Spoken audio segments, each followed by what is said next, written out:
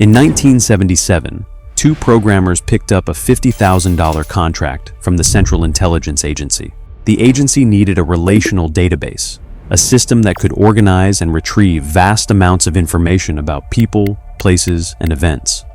The programmers delivered, and they named their company after the project itself, Oracle. For nearly 5 decades, that company has grown into one of the largest technology firms on Earth. It stores your bank records, processes your airline reservations, and even tracks your purchases on Amazon. Larry Ellison, the man who founded it, is now worth over $300 billion, making him one of the 3 richest people alive. In January 2002, just months after September 11th, Ellison wrote an op-ed in the New York Times. His proposal was ambitious. He advocated for one comprehensive national security database. Every piece of information held by every law enforcement agency copied into a single system. Mandatory biometric identification for every citizen. A permanent record of who you are that could never be faked or forgotten. The backlash was immediate. Critics called it Orwellian. Ellison's proposal was shelved, dismissed as the fever dream of a billionaire with too much money and not enough oversight. That was 2002. This is what he's built since.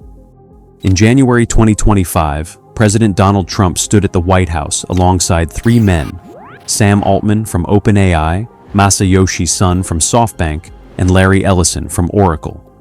They announced a project called Stargate, and the numbers were unlike anything the tech industry had ever seen.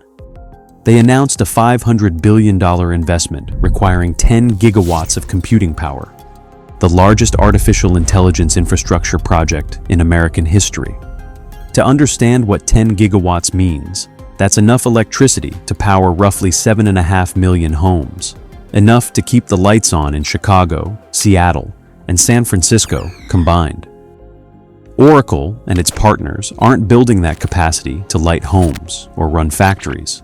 They're building it to process data, to watch, to analyze, to decide. By fall 2025, the first Stargate facility in Abilene, Texas was already operational, running AI workloads on NVIDIA's most advanced chips, with more than 6,400 construction workers on site. Additional sites broke ground in Ohio, New Mexico, and Michigan. Then the project went international. Stargate UAE launched in partnership with Abu Dhabi. Stargate UK began building what officials called sovereign compute for British government systems. Stargate Norway tapped into hydropower to run 100,000 processors. Discussions opened with Japan, Estonia, and the European Union. This is permanent global infrastructure for artificial intelligence, operating at a scale that didn't exist 3 years ago. The question isn't whether it's impressive. It is. The question is what it's for. Larry Ellison has already answered that. Most people just weren't listening.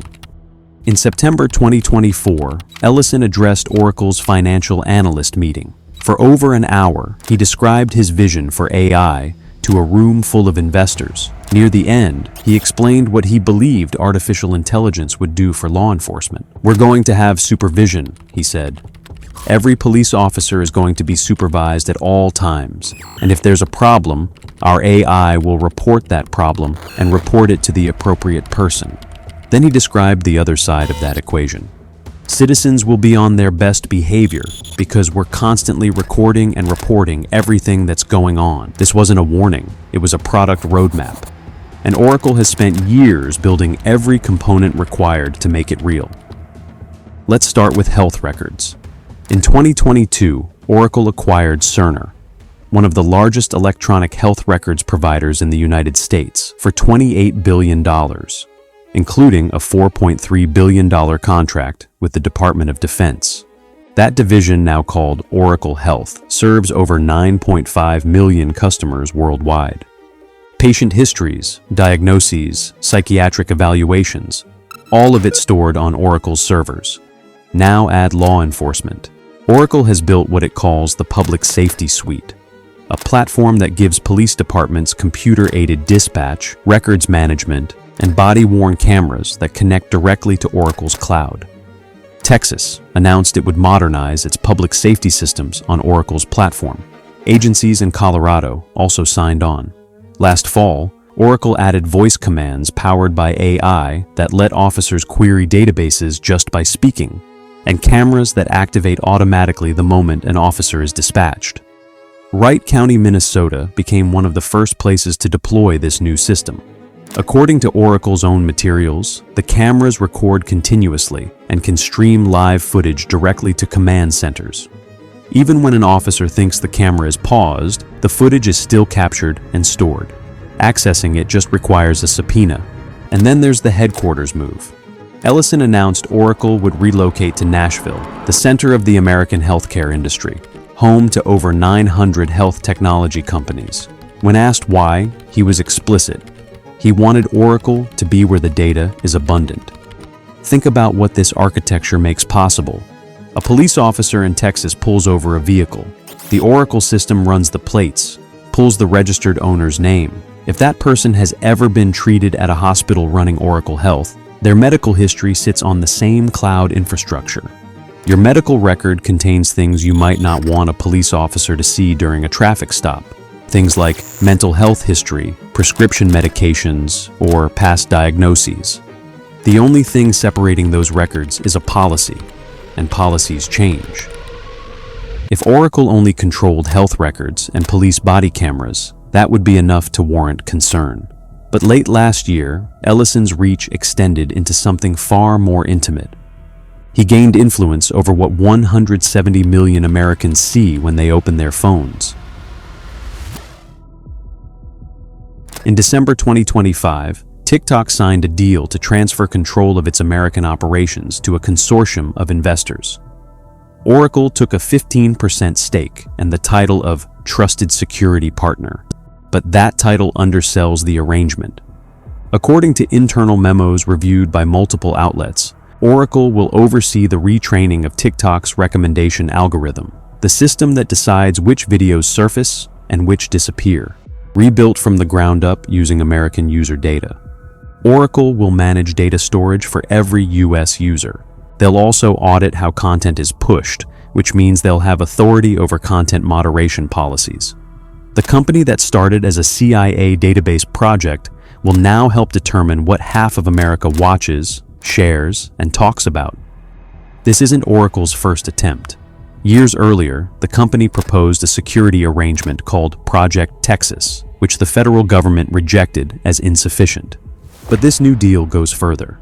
Oracle won't just store information, it will shape the information environment itself, and the reach doesn't stop there.